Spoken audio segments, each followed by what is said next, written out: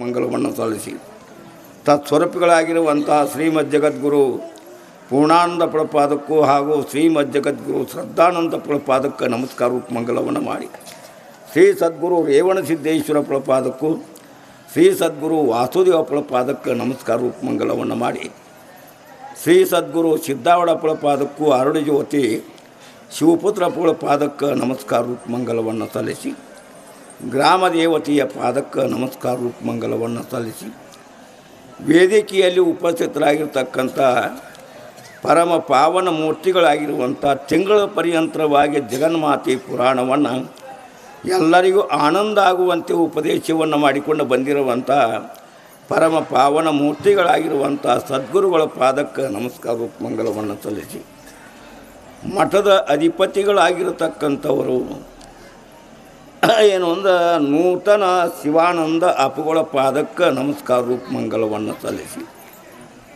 ಶ್ರೀ ಸದ್ಗುರು ವಿದ್ಯಾನಂದ ಅಪ್ಪುಗಳು ಸಂಚಾಲಕರು ಇದೆಲ್ಲ ಕಾರ್ಯ ಅವ್ರ ಕೈಯಾಗತ್ತೆ ಅವ್ರು ಹೇಳಿದಂಗೆ ನಾವು ಕೇಳಬೇಕು ಕಾರ ಆಗೋಲ್ಲ 5 ನಿಮಿಷ ಅಂದ್ರೆ 5 ನಿಮಿಷ ಹೇಳಬೇಕು 6 ನಿಮಿಷ ಆದ್ರೆ ಗಂಟೆ ಬಡಿತಾರೆ ಯಾಕಂದ್ರೆ ಅವ್ರ ಕೈ ಒಳಗಿರ್ತೈತೆ ಅಂದಾಗ ಅವರು ಎಲ್ಲ ವಿಚಾರ ಮಾಡಬೇಕಾಗ್ತದೆ ಭಾಳ ಸಂತೋಷ ಅವರ ಪಾದಕ್ಕೂ ಕೂಡ ನಮಸ್ಕಾರ ಮಂಗಲವನ್ನು ಸಲ್ಲಿಸಿ ಎಲ್ಲ ಈ ಬ್ರಹ್ಮ ವೇದಿಕೆಯಲ್ಲಿ ಉಪಸ್ಥಿತರಾಗಿರುವಂಥ ಪರಮ ಪಾವನ ಮೂರ್ತಿಗಳಾಗಿರುವಂಥ ಗುರುಮಾತೆಯವರ ಪಾದಕ್ಕೆ ನಮಸ್ಕಾರ ಮಂಗಲವನ್ನು ಮಾಡಿ ಹಾಗೂ ಎಲ್ಲ ಇಲ್ಲಿ ವೇದಿಕೆಯಲ್ಲಿ ಉಪಸ್ಥಿತರಾಗಿರ್ತಕ್ಕಂಥ ಸಕಲ ಗುರುಗಳ ಪಾದಕ್ಕೆ ನಮಸ್ಕಾರ ಮಂಗಲವನ್ನು ಮಾಡಿ ತಮ್ಮೆಲ್ಲರ ಹೃದಯದಲ್ಲಿ ಸಾಕ್ಷಿ ರೂಪದಿಂದ ಪ್ರಕಾಶಮಾನವಾಗಿ ಬೆಳಗುವಂಥ ಪರಮಾತ್ಮನಿಗೂ ಕೂಡ ನಮಸ್ಕಾರ ಮಂಗಲವನ್ನು ಸಲ್ಲಿಸಿ ಗ್ರಾಮ ದೇವತೆಯ ಪಾದಕ್ಕೆ ನಮಿಸಿ ಜಗನ್ಮಾತೆ ದ್ಯಾಮವಾಗಲಿ ದುರ್ಗವಾಗಲಿ ಮತ್ತು ಅಪ್ಪವ್ರನ್ನ ಭಾಳ ದಿವಸ ಇಟ್ಕೊಂಡಿರ್ತಕ್ಕಂಥವು ಹನುಮಂತಿಯವರು ಅವನ ಉಪಕಾರ ಅನ್ನುವಂಥದ್ದು ನಾವು ತೀರಿಸ್ಬೇಕಾಗತ್ತೆ ಬ್ರಹ್ಮಜ್ಞಾನಿ ಮಹಾತ್ಮರು ಏನಪ್ಪ 50 ವರ್ಷಗಟ್ಟಲೆ ಅದ ಯಾವ ಗುಡಿ ಒಳಗೆ ಇದ್ದುಕೊಂಡು ಯಾವಾಗಲೂ ಕೂಡ ಬ್ರಹ್ಮಾಕಾರ ವೃತ್ತಿ ಒಳಗೆ ಇರ್ತಿದ್ರಪ್ಪು ಅಂಥ ದಿವ್ಯ ಸ್ಥಿತಿ ಹನುಮಂತಿಯವರು ಅವರು ಏನಪ್ಪ ಅಂದ್ರೆ ಅಪ್ಪಗಳಿಗೆ ಆಶೀರ್ವಾದ ನಮಗೆ ಮಾಡಿದ್ದಾರೆ ಅಂದಾಗ ಈ ಊರಾಗಿ ಎಷ್ಟು ದೇವತೆಗಳು ಇದ್ದಾರೋ ಎಲ್ಲರ ಪಾದಕ್ಕೆ ನಮಸ್ಕಾರಗಳು ಅದಕ್ಕಾಗಿ ಈ ಪ್ರಕಾರವಾಗಿ ಇಲ್ಲಿ ಇವತ್ತು ವಿಷಯ ಏನು ಅಂತೀರ ಇದು 11ನೇ ಪದ್ಯ ಈ ಯಾವ ಶಿವಕಾರ್ಯವನ್ನು ಏನಪ್ಪ ಅಂದ್ರೆ ಯಾವ ನೀತಿ ಕ್ರಿಯಾಚಾರ್ಯ ಸ್ಥಳದಲ್ಲಿ ಎಷ್ಟು ಪದ್ಯದಾವು ಅಂತೇಳಿ ಕೇಳಿದ್ರೆ ಇವು 10 1 13 ಎಷ್ಟಾದಪ್ಪ 23 ಆಮೇಲೆ ಮುಂದೆ ಚರ್ಯ ಪದದೊಳಗೆ 3 ಪದಗಳು ಇರತಕ್ಕಂಥವಾಗಿರ್ತವೆ ಇಷ್ಟೆಲ್ಲ ಪದಗಳು ಏನು ಅಂದ್ರೆ ನೀತಿ ಕ್ರಿಯಾ ಚರ್ಯ 10 ಪದಗಳಲ್ಲಿ ನೀತಿಯನ್ನು ಉಪದೇಶ ಮಾಡ್ಯಾರ ದೇಹದಲ್ಲಿ ನೀತಿರಬೇಕು ವಾಣಿಯಲ್ಲಿ ನೀತಿರಬೇಕು ಮತ್ತು ಏನಪ್ಪ ಮನೋವೃತ್ತಿ ಒಳಗೆ ನೀತಿ ಅನ್ನುವಂಥದ್ದು ಇರಬೇಕು ನಮ್ಮೆಲ್ಲರ ನೀತಿಯನ್ನು ಕಂಡು ಇಡೀ ಜಗತ್ತಿನ ಜನರು ಬಟ್ಟು ಕತ್ತಬೇಕು ಅಂತ ಇರಬೇಕು ಮಾರಾಯ ಅಂಥವರು ಒತ್ತಿಳಂತ ಇದ್ದಾರೆ ನೀತಿವಂತರಾಗಬೇಕು 10 ಪದಗಳನ್ನು ಹೇಳಿದ್ದಾರೆ ಇನ್ನು ಕ್ರಿಯಾಪಾದ ಅನ್ನುವಂಥದ್ದು 11ನೇ ಪಾದ ಏನಪ್ಪ ಪದವನ್ನು ಹಿಡ್ಕೊಂಡು 13ನೇ ಪದದವರೆಗೆ ಕ್ರಿಯಾಪಾದವನ್ನು ಹೇಳುವಂಥವರಾಗಿದ್ದಾರೆ ಕ್ರಿಯಾಪಾದ ಅಂದರೆ ಏನಪ್ಪ ಕರ್ಮ ಅಂತ ಮಾಡುವುದು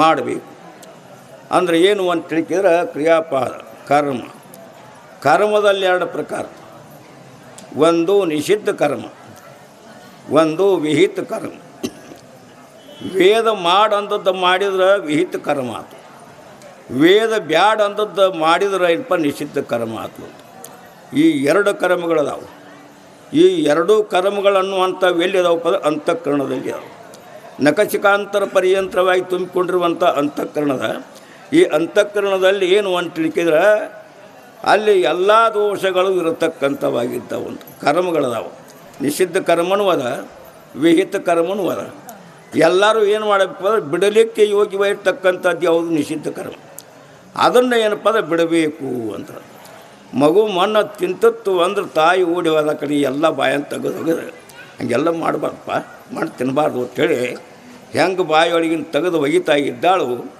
ಹಂಗೆ ಇವನು ಕೂಡ ಬಾಲಕ ಅಂದಾಗ ಪರಮಾತ್ಮನ್ನುವಂಥ ತಾಯಿ ಏನು ಮಾಡ್ತಾಳು ಅಂತ ತಿಳಿಕಿದ್ರೆ ಇವನ ಮಲದೋಷವನ್ನು ನಿವೃತ್ತಿ ಮಾಡ್ತಾ ಇದ್ದಾಳು ಅಂತಿಲ್ಲ.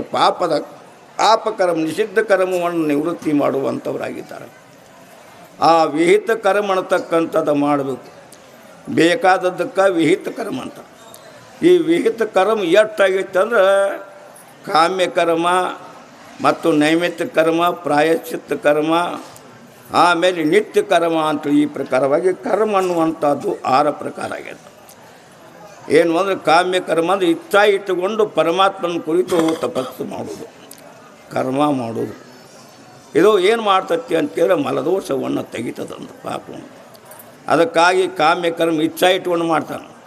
ನಾನು ಶ್ರೀಮಂತನಾಗಬೇಕು, ನನಗೆ ಸ್ವರ್ಗಲೋಕ ಆಗಬೇಕು, ನಾನು ಎಲ್ಲರೂ ಹೇಳಿದಂಗೆ ಕೇಳಬೇಕು, ಎಲ್ಲರೂ ನಾನು ಹೇಳಿದಂಗೆ ಕೇಳಬೇಕು ಅನ್ನುವಂಥದ್ದೆಲ್ಲ ಇಚ್ಛಾ ಇಟ್ಕೊಂಡಿದ್ದಾನೆ. ಈ ಕರ್ಮ ಇದಕ್ಕೆ ಸಕಾಮ ಕರ್ಮ ಅಂತಾರೆ. ಇಚ್ಛಾ ಇಟ್ಕೊಂಡು ಮಾಡ್ತಾನಂತ. ಇಚ್ಛಾ ಇಟ್ಕೊಂಡು ಮಾಡಿದ ಕೂಡಲೇ ಆ ಸಕಾಮ ಕರ್ಮದಿಂದ ಪುಣ್ಯ ಆಕತಿ. ಇಲ್ಲಿ ದೊಡ್ಡ ಶ್ರೀಮಂತಕ್ಕನು ಮತ್ತು ಸ್ವರ್ಗದೊಳಗೆ ಏನಪ್ಪ ದೇವತಾ ಪದವಿ ಬರ್ತತಿ. ಅಮೃತಾಹಾರವನ್ನು ಕೊಡ್ಕೊಂಡು ಇರತಕ್ಕಂಥವನಾಗಿದ್ದಾನು ಅಂತ. ಇದು ವಿಹಿತ ಕರ್ಮ. ನೇನಪದ ಕಾಮ್ಯ ಕರ್ಮ. ಆಮೇಲೆ ಮತ್ತೇನಪ್ಪ ಅಂದರೆ ಕಾಮ್ಯ ಕರ್ಮ, ನಿತ್ಯ ಕರ್ಮ.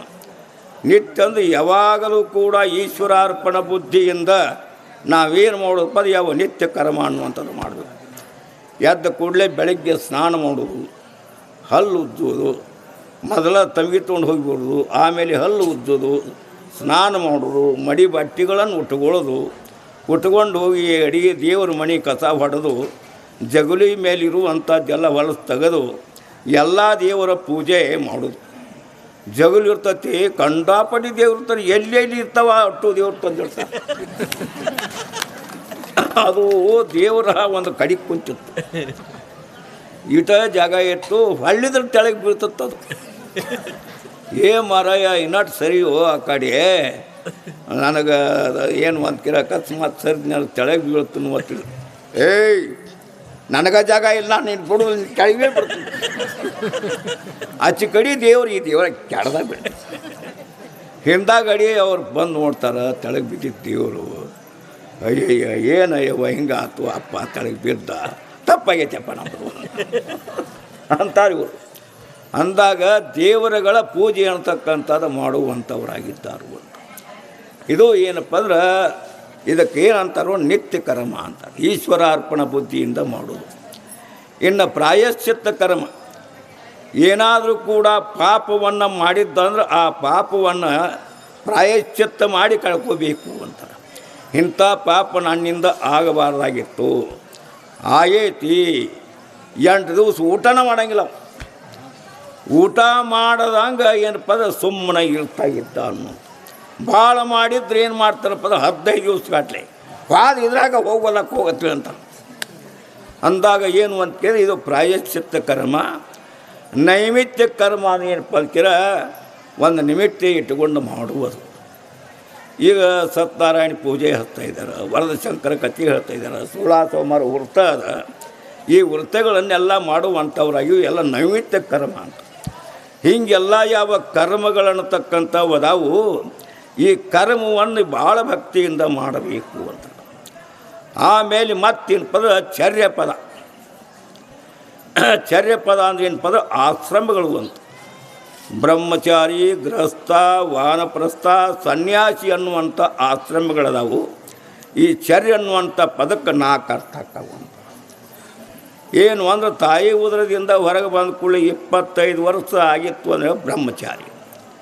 25 ವರ್ಷಕ್ಕೆ ಲಗ್ನ ಆಯ್ತು. ಮುಂದೆ ಏನು ಪದಕ 50 ವರ್ಷವಾಗಿ ಲಗ್ನ ಮಾಡಿಕೊಂಡ. ಒಂದು ಆರ್ತಿಗೆ ಒಬ್ಬಾಕಿ ಮಗಳು, ಕೀರ್ತಿಗೆ ಒಬ್ಬ ಮಗ ಹಾಡಿದ್ರು. ಏನು ಅದಕ್ಕೆ 50 ವರ್ಷ ಆಯ್ತು. ಮಗನಿಗೆ ಲಗ್ನ ಮಾಡಿ, ಮಗಳಿಗೆ ಲಗ್ನ ಮಾಡಿ, ಅವನ್ನೆಲ್ಲ ಮೆಟ್ಟಿಗೆ ಹೆಚ್ಚಿ ಆಮೇಲೆ ಇಬ್ಬರು ಗಂಡ ಹೆಂಡತಿ ಮಡಿಬಿಟ್ರು. ನೀವು ಬಿಡಬೇಕ ಎಂದು ಬಿಟ್ರಿ, ನೀವು ಬಿಡುವುದೇ ಇಲ್ಲ ಅಂತ. ಮುದುಕರಾದ್ರೆ ಅಲ್ಲೇ ಹೊಳ್ಳಾಡ್ತಾವಲ್ಲ ಹೊರತಾಗಿ ಎಲ್ಲಿ ಹೋಗಿ. ಅದಕ್ಕಾಗಿ ಈ ಪ್ರಕಾರವಾಗಿ ಏನು ಅಂತ ತಿಳ್ಕಿದ್ರೆ ವಾನಪ್ರಸ್ಥ ಅವಸ್ಥಾ ಅಂದರೆ ಏನು ಅಂತ ತಿಳ್ಕಿದ್ರೆ ಆಶ್ರಮ 50 ವರ್ಷ ಹಿಡ್ಕೊಂಡು 75 ವರ್ಷದವರೆಗೆ ವಾನಪ್ರಸ್ಥ ಆಶ್ರಮ. ಇಬ್ಬರು ಗಂಡ ಹೆಂಡತಿ ಕೂಡಿಕೊಂಡ ಏನು ಮಾಡೋದು ಅಂತ ತಿಳ್ಕಿದ್ರೆ ಅಲ್ಲೇ ಇಲ್ಲೇ ಕಂತಿ ಭಿಕ್ಷ ಮಾಡಿಕೊಂತ ಎಲ್ಲ ದೇವರುಗಳು 12 ಜ್ಯೋತಿರ್ಲಿಂಗ ಅದಾವೆ.